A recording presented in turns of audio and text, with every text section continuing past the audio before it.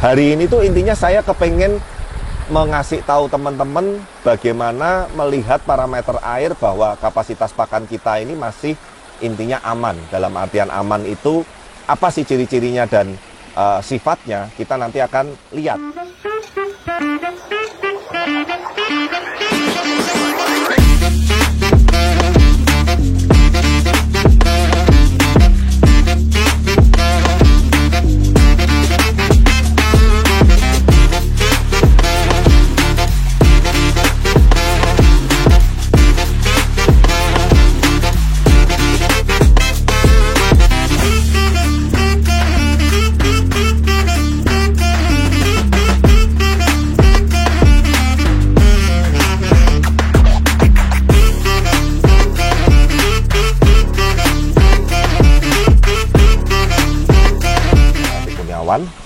Tentu saja masih di channel kesayangan kita, Bless Channel.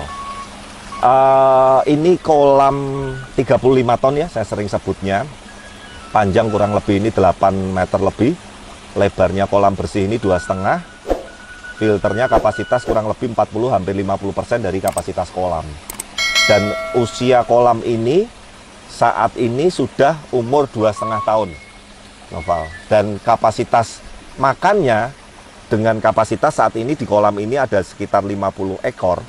Itu sekitar kurang lebih satu kali ini kurang lebih 400 gram teman-teman. Jadi hampir setengah kilo. Nah sehari itu 2-3 kali. Jadi kurang lebih 1 kilo lebih lah seharinya. Seperti itu. Kok boros Pak? Ya karena kan ikannya juga agak gede-gede dan jumlahnya banyak, 50 ekoran teman-teman.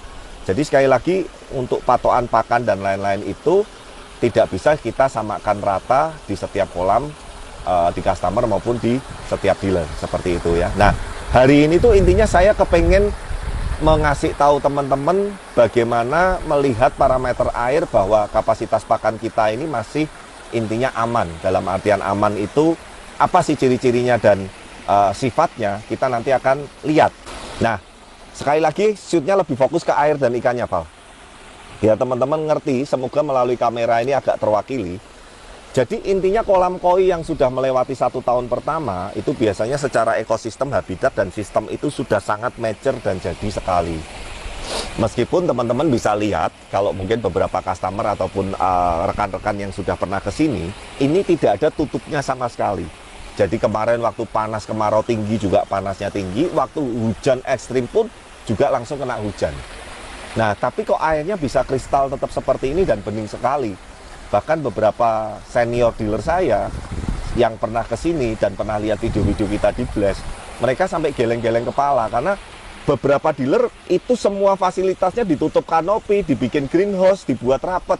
Di Bless malah dibuka ablak-ablakan seperti ini. Nah, tapi sekali lagi itu tidak bisa dipukul rata semua. Memang kolam-kolam yang eksterior ini atau outdoor ini saya punya eksperimen dan saya salah satunya saya jadikan parameter untuk project-project outdoor yang ada di customer. Nah, yuk fokus ke airnya sekarang, Pak.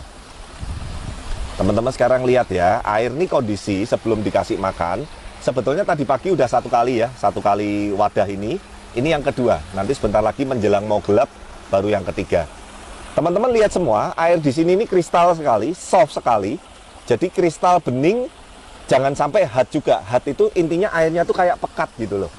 Nah kalau ini teman-teman, saya memang bukan sekali lagi aliran yang pakai TDS, parameter, alat ukur dan lain-lain. Kita bisa, bahkan beberapa proyek kita setelah air running sebelum masuk kolam dites menggunakan alat parameter pH dan lain-lain, semuanya lolos. Jadi intinya kita akan kasih pakan. Dan setelah itu saya juga kepengen tunjukin ke teman-teman parameter seperti apa yang intinya menandakan bahwa kapasitas filter dan sirkulasi di kolam ini masih dalam batas aman secara jumlah pakan maupun secara jumlah populasi ikan ya. Nah sebetulnya memang yang lebih bagus itu kita kasihnya itu sedikit-sedikit seperti ini teman-teman, bertahap dulu. Ini kan satu wadah ini kurang lebih 400 graman lebih ya. Nah harusnya tuh sedikit-sedikit seperti ini dulu. Jadi jangan langsung ini semua dibrek semua langsung itu nanti malah ibaratnya terlalu numpuk dan kerendam air agak lama. Biasanya nanti pakanannya ada beberapa yang lembek ataupun hancur. Nah, udah kemakan sebagian, kita kasih lagi. Ya, kamu fokusnya ke, terus ke ikan, jangan ke saya ya. Biar teman-teman juga lihat pergerakan ikannya. Kemudian setelah makan, buang kotorannya dan segala macem. Terus agak deket juga nggak apa-apa, Val.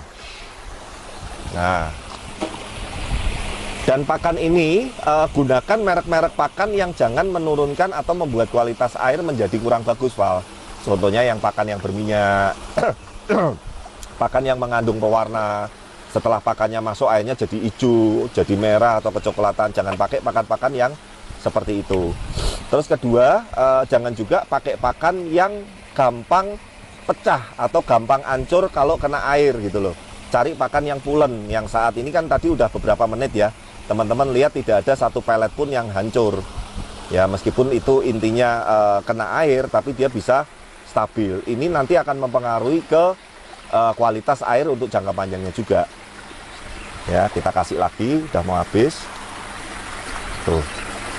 Jadi biar teman-teman lihat, inilah ciri-ciri kalau memang air dan kapasitasnya udah oke, sekali kasih makan sekitar 400 gram pun, itu saya jamin aman. Tapi sekali lagi, jangan diambil mentah-mentah.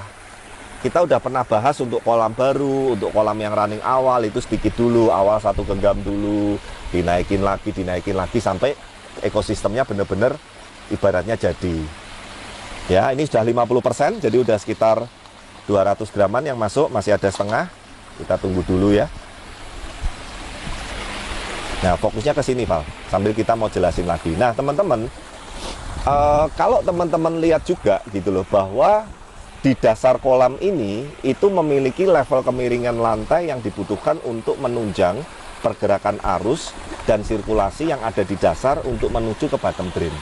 Jadi kalau tadi mungkin sempat ke-shoot ya, ada beberapa hasil kotoran setelah ikannya itu buang kotoran, meskipun sebagian kelihatan, sebagian enggak, karena ini kedalaman kolamnya cukup lumayan, ini 1,35, jadi 1,5 meter kurang sedikit kolam ini. Jadi itu membuat kotoran-kotoran yang di bawah, sisa kotoran ikan itu, dia mudah sekali terserap ke bottom drain. Ya coba Val, dicariin yang sampai kelihatan dasarnya, sampai kelihatan bottom drainnya. Ada kotoran yang di bawah nggak coba?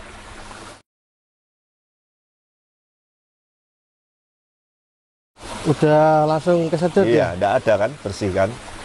Nah itulah sistem fungsi filtrasi, baik secara pengaturan pemipahan bottom drain, skimmer, dan sekali lagi pompa, equipment, jumlah chamber, ukuran chamber, itu pembahasannya panjang sekali dan kita udah berkali-kali bahas di video-video sebelumnya. Intinya teman-teman, serahkanlah kepada yang profesional gitu loh. Kalau teman-teman yang coba-coba sendiri, akhirnya hasilnya memang tidak bisa maksimal, ya teman-teman harus bisa memaklumin juga, wong namanya juga amatir gitu loh.